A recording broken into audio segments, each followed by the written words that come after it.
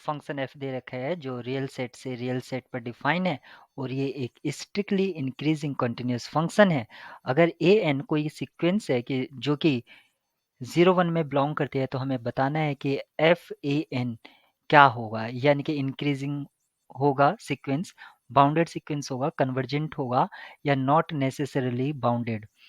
तो सबसे पहले हम सीक्वेंस जो 0 1 में हो इस ऑप्शंस को डिस्कार्ड करने के लिए हम एक सीक्वेंस को कंसीडर कर लेते हैं और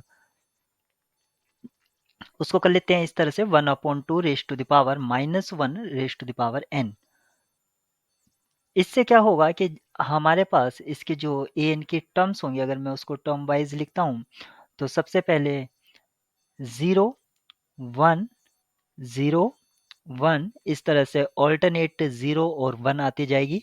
ये जो सीक्वेंस है आप देख सकते हैं इसके सारे टर्म 0 1 है, तो ये 0 1 में बिलोंग कर रही है इंटरवल में। अब हमें ये देखना है कि एक स्ट्रिक्टली इंक्रीजिंग फंक्शन, तो हम मान लेते हैं f x equals to x square.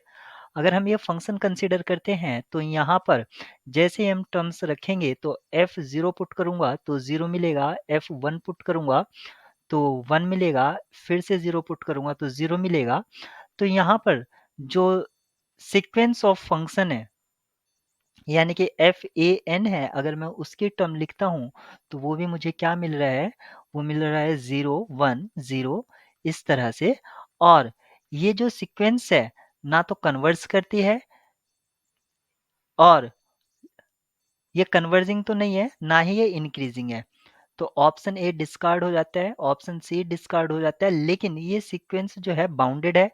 Option B सही रहेगा, नॉट नेसेसरली बाउंडेड, यहाँ पर बाउंडेड मिलेगा ही क्योंकि पर्टिकुलरली ट्रू हो रहा है और इसमें सिंगल करेक्ट है। ऑप्शन डी आपका रॉन्ग होगा।